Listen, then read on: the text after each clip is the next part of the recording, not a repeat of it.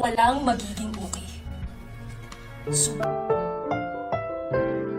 Ang susunod na programa ay rated PG. Ito ay nangangailangan ng patnubay at gabay ng magulang para sa mga batang manonood.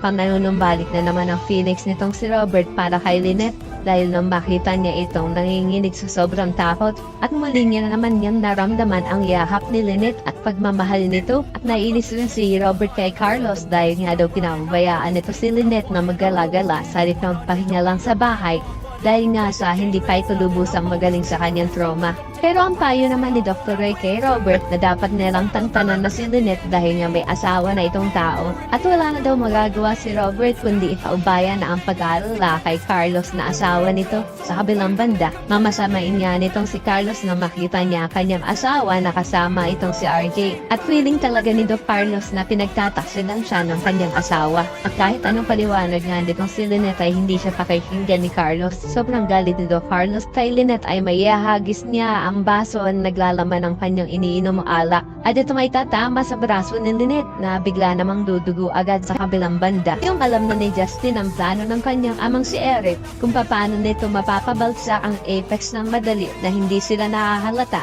at ito nga sa pamamagitan ng pagkuha ni Eric sa buong tiwala at loob nitong si Giselle ay gagawin niya ni Justin ang kanyang part na lalo siyang magwawala sa harap ng kanyang ina. Ito ay upang sa tuwing gagawin ito ni Justin ay lagi naman nandun si Eric upang ipagtanggol at kampihan si Giselle laban dito kay Justin. Nagawa-gawa lang naman talaga nila. Kunwari pa nga ay mamamagitan si Eric at magiging tulay sa kanilang dalawa para makuha ni Giselle ang loob ng kanyang anak. Kaya naman isa ka rin sa mga sang-ayon na dapat nang ma-realize ni Lynette ang ginagawang pamamaltrato sa kanya ni Carlos. At agad-agad ay dapat niya na itong hiwalayan bilang asawa. Ay pakilike ang video na ito and don't forget to subscribe. Thanks for watching and see you on our next episodes. Bye-bye!